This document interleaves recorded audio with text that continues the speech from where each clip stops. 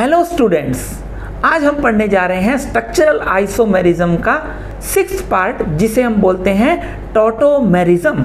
Tautomerism क्या होती है उसको समझने के लिए हम एक एग्जाम्पल लेते हैं, उसके बाद इसकी थ्योरी पर आएंगे। तो एक सिंपलेस्ट एग्जाम्पल अगर हम लें, एसिड एल्डिहाइड।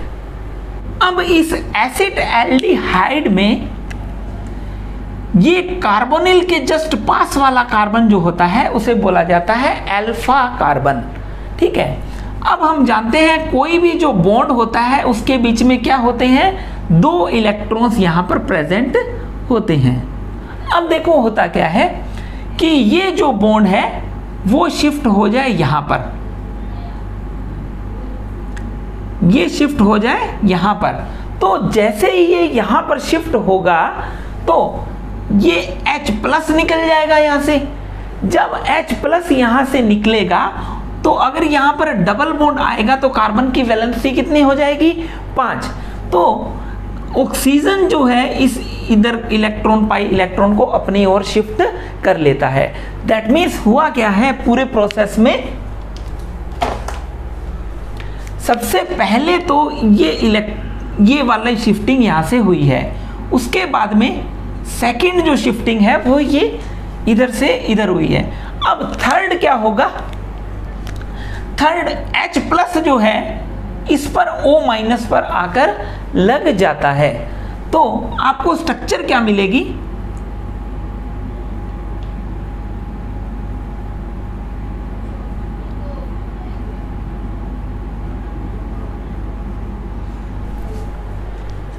तो यहां पर देखिए, यहां तो एल्डिहाइड था ये, लेकिन यहां पर क्या हो गया, यहां पर ये अल्कोहल और ईन, डबल बॉन्ड को हम बोलते हैं ईन, तो इसे हम बोलते हैं इनोल, इसे हम बोलते हैं ईन प्लस ओल, ईन प्लस ओल इज कॉल्ड इनोल। लेकिन इसे बोला जाता है कीटोफॉर्म, कीटोफॉर्म। तो यहां पर ये दोनों प्रोसेस जो हैं यहां पर ये डायनेमिक इक्विलिब्रियम में रहते हैं। दैट मीन्स कभी कीटो बन जाएगा, कभी इनोल बन जाएगा। अब क्या होगा, जब इनोल बन गया है, जब इनोल बन गया है तो ये इलेक्ट्रॉन वापस इधर शिफ्ट होंगे, ये इधर शिफ्ट हो जाएंगे और H+ जो है वो वापस आके अपनी जगह पे लग जाएगा, जिससे ये स्ट्रक्चर भी बन जाएगी। तो ये जो है वो डायनेमिक इक्विलिब्रियम में रहता है। दैट मीन्स कीटो भी बनता रहता है, कीटो इनोल में चेंज होता रहता है और इनोल कीटो में चेंज होता रहता है। तो यहाँ पर हम बात कर ले हैं, अगर इन कंपाउंड्स का बात किया जाए तो इन कंपाउंड्स का मॉलिक्यूलर फॉर्मूला सेम है, मॉलिक्यूलर वेट भी सेम है, लेकिन इनमें डिफरेंट क्या है, इनमें डिफरेंट स्ट्रक्चरल फॉर्मूला है। इनका क्या है, डिफरेंट स्ट्रक्चरल फॉर्मूला। क्यों है, due to active H atoms, due to wandering nature of active H atom. जो H एटम है वो अपनी जगह पर टिक कर नहीं रहता है, अपनी पोजीशन को चेंज करता रहता है। तो जिसके कारण हमें एक से ये कंपाउंड कीटो से इनोल, इनोल से कीटो ऑब्टेन होता है। तो ऐसी आइसोमर्स को हम बोलते हैं टॉटोमर्स। ठीक है, तो अब यहां पर देखिए टॉटोमेरिज्म या इसे बोला जाता है डेस्मोट्रोपिज्म। तो ये डेस्मोस इसका मतलब क्या है, बॉन्ड, यहां पर बॉन्ड, एंड ट्रोपिज्म क्या है, टर्न। दैट मीन्स यहां पर बॉन्ड्स जो है वो टर्न हो रहे हैं। तो अब यहां पर देखिए टॉटोमेरिज्म की डेफिनेशन को, तो that means tautomers having same molecular formula and same molecular weight. That means इनका अणुसूत्र और अणुभार क्या होता है, समान होता है, लेकिन इनकी स्ट्रक्चरल फॉर्मूला जो है, स्ट्रक्चर्स जो है वो क्या हो रही हैं, डिफरेंट हो रही है, due to wandering nature of active H atom. Active H atom की ये चलायमान स्थिति के कारण ये क्या हो रही है, एक से ज्यादा जो स्ट्रक्चर्स हमें ऑब्टेन हो रही है। तो इन स्ट्रक्चर्स को हम, इन दोनों स्ट्रक्चर्स को आपस में बोला जाएगा tautomers. They are tautomers. They are in dynamic equilibrium. Characteristics.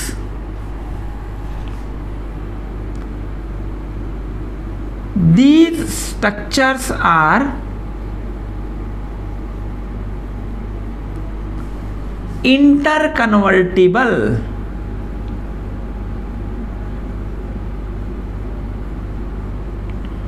Due to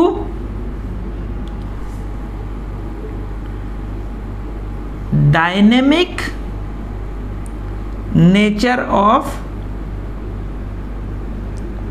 active H atom.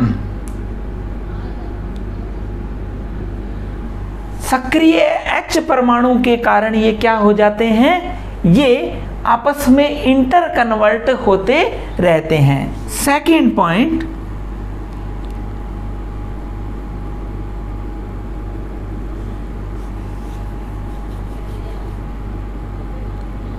this isomerism is also called keto-enol tautomerism.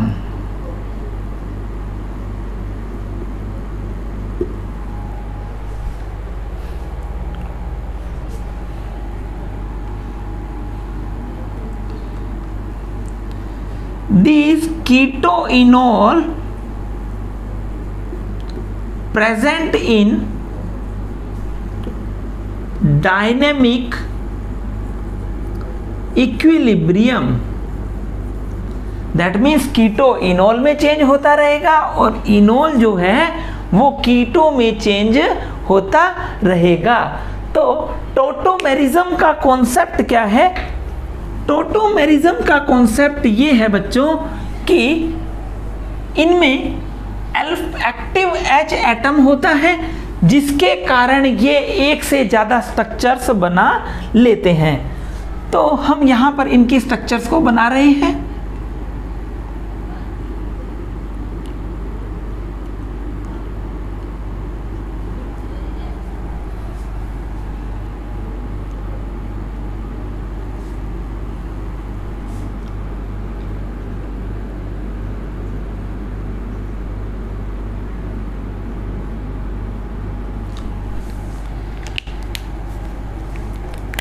ये देखिए, ये दोनों इलेक्ट्रॉन क्या हो रहे हैं, यहाँ पर शिफ्ट, जिससे ऑक्सीजन की ओर ये शिफ्ट और ये H+ ऑक्सीजन की ओर शिफ्ट हो जाएगा, जिससे आपको यहाँ पर इनोल मिलेगा. इनोल क्या होता है?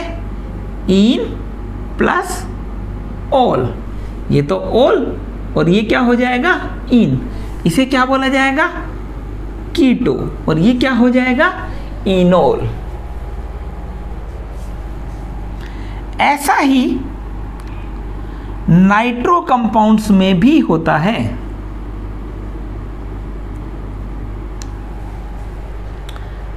नाइट्रोमीथेन के अंदर भी टॉटोमेरिज्म अपीयर होती है. तो यहां पर देखिए, ये इधर शिफ्ट, ये इधर शिफ्ट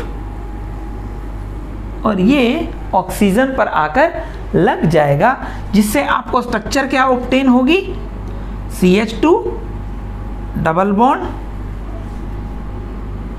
N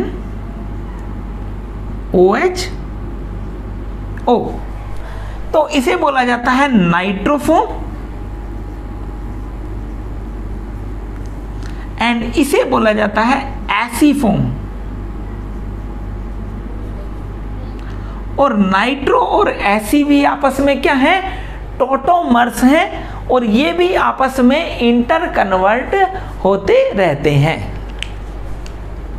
तो बच्चों अब यहां पर देखिए, ये क्या है? कीटो.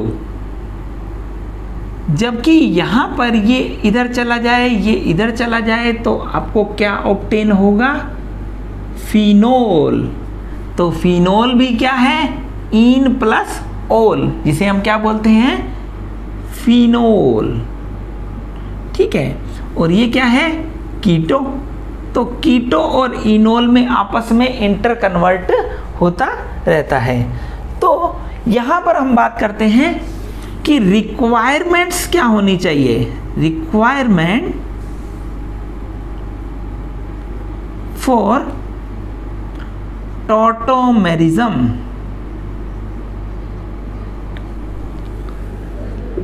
यानी कि टोटोमेरिज्म शो होने के लिए हमारे को आवश्यकताएं किस चीज की है। दो कंडीशंस हैं कि सबसे पहला तो एटलीस्ट 1 अल्फा H एटम यहां पर प्रेजेंट होना ही चाहिए। रिक्वायरमेंट ऑफ टोटोमेरिज्म की अगर बात करें तो एटलीस्ट 1 अल्फा H एटम होना चाहिए जो कि sp3 कार्बन से लगा हुआ हो।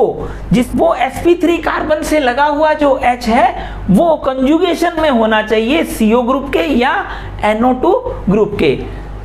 सेकंड जो है, ये जो टोटोमेरिज्म का जो प्रोसेस है वो एसिड कैटालाइज्ड या बेस कैटालाइज्ड हो सकता है। तो हम यहाँ पर टोटोमेरिज्म के एग्जाम्पल्स को स्टडी करते हैं और हम ये देख पाएंगे कि क्या ये टोटोमेरिज्म कंपाउंड शो करेगा या नहीं करेगा।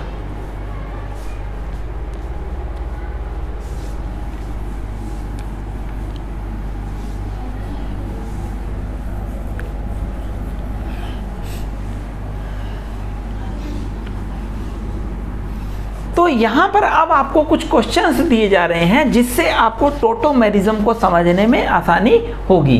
तो अब हम यहां पर ये क्वेश्चन दे रहे हैं, तो आपको क्या आइडेंटिफाई करना है, अल्फा H एटम जो कि sp3 कार्बन से लगा हो। अभी हमने पढ़ा था कि टोटोमेरिज्म शो करने के लिए रिक्वायरमेंट्स क्या क्या हैं। तो सबसे पहली रिक्वायरमेंट ये है कि आपको sp3 कार्बन पर H एटम लगा होना चाहिए जो कि अल्फा पोजीशन पर हो, किसके, CO ग्रुप के या NO2 ग्रुप के।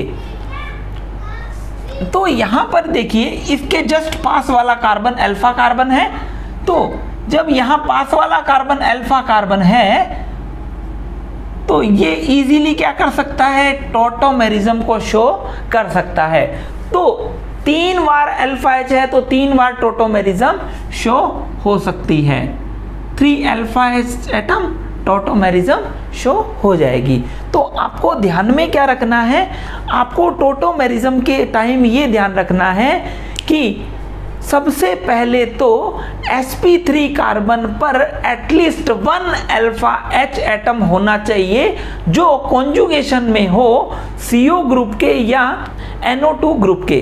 तो टोटोमेरिज्म के टाइम सबसे पहली रिक्वायरमेंट आपको क्या ध्यान में रखनी है कि alpha active alpha H atom होना चाहिए। अल्फा एक्टिव H एटम क्या होता है, जो कि sp3 कार्बन पर लगा हुआ ऐसा H एटम जो CO ग्रुप या NO2 ग्रुप के साथ कॉन्जुगेशन में हो। तो यहां पर हम बात कर रहे हैं कितने अल्फा H कॉन्जुगेशन में आ सकते हैं, 3 अल्फा H। तो ये टोटोमेरिज्म को शो कर देगा। अब यहां पर देखिए ये भी अल्फा और ये भी अल्फा, तो यहां पर अल्फा H एटम्स कितने हैं, 6 अल्फा H। तो ये भी इजीली यहां पर टोटोमेरिज्म को शो करेगा। अब देखिए यहां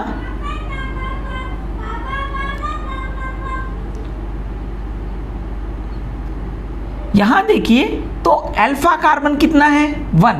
तो अल्फा H भी कितना है, 1। और ये कितना, कौन सा हाइब्रिडाइजेशन है, sp3। तो एक ही अल्फा H एटम है जो कॉन्जुगेशन में पार्टिसिपेट कर सकता है, ये वाला पार्टिसिपेट नहीं करेगा। क्यों, क्योंकि ये अल्फा H नहीं है।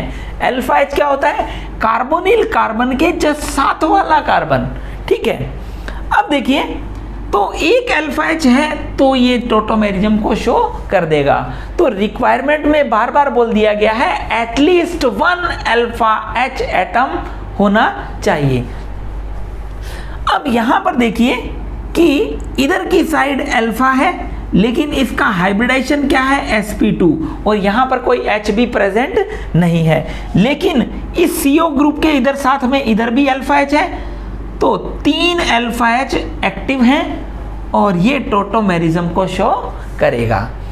अब देखिए फॉर्मल्डिहाइड की बात की जाए तो ना तो यहाँ अल्फा कार्बन ना यहाँ अल्फा कार्बन, तो 0 अल्फा H एटम है, तो ये कभी भी टोटोमेरिज्म को शो नहीं करता है। अब नेक्स्ट एग्जांपल की बात करें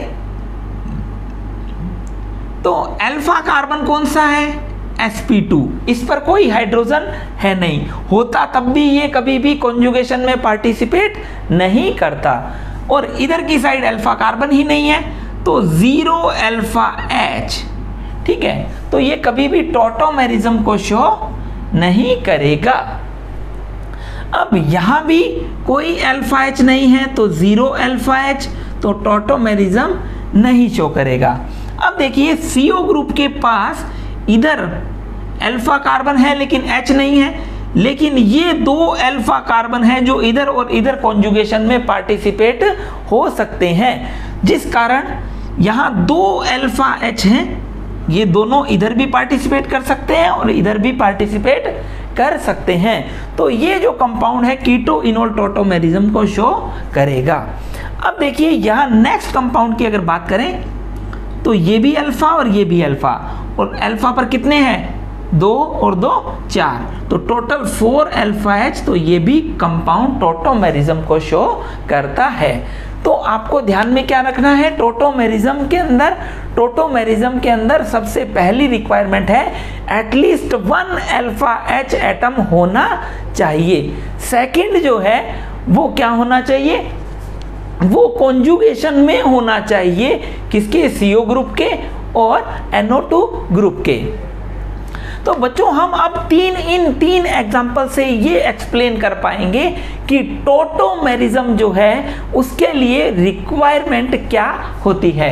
तो आप सबसे पहली बात क्या है कि अल्फा H एटम जो है वो कहाँ पर प्रेजेंट होना चाहिए, sp3 कार्बन पर लगा हुआ होना चाहिए, एंड वो कॉन्जुगेशन में होना चाहिए विद CO ग्रुप या NO2 ग्रुप, ठीक है। तो हम ये जानते हैं कम से कम एक अल्फा H होना चाहिए,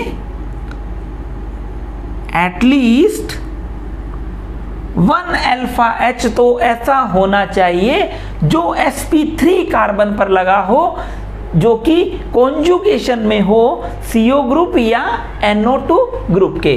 तो अगर फर्स्ट स्ट्रक्चर की बात की जाए तो यहां पर अल्फा H तो है, ये कार्बन अल्फा, इधर से ये भी अल्फा, इसका ये भी अल्फा और इसके ये दोनों alpha, that means 4 alpha H atom है, but they connected with sp2 carbon,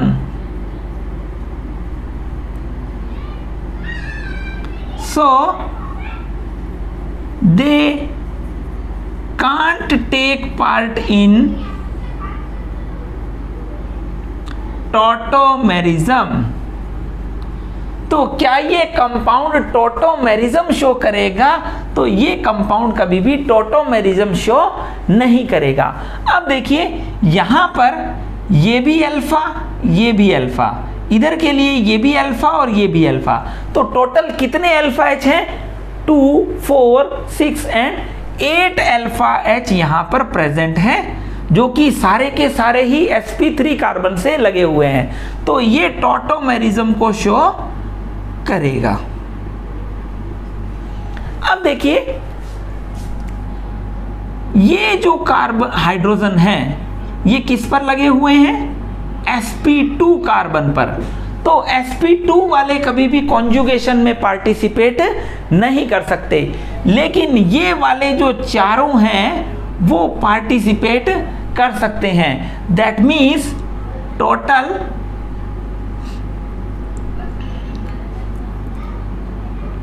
6 alpha H atom, 4 alpha H atom tautomerism show कर सकते हैं, लेकिन 2 अल्फा H एटम टॉटोमेरिज्म को शो नहीं कर सकते हैं। दैट मीन्स अगर आपसे पूछा जाए कि क्या ये कंपाउंड टॉटोमेरिज्म शो करेगा, तो कंपाउंड शोज टॉटोमेरिज्म। अगर कंपाउंड में एक भी अल्फा H प्रेजेंट है तो वो टॉटोमेरिज्म को शो करेगा। तो इसके बारे में हम नेक्स्ट क्लास के अंदर हम इसको टॉटोमेरिज्म में इनोल कंटेंट भी पढ़ेंगे। ठीक है बेटा, थैंक यू।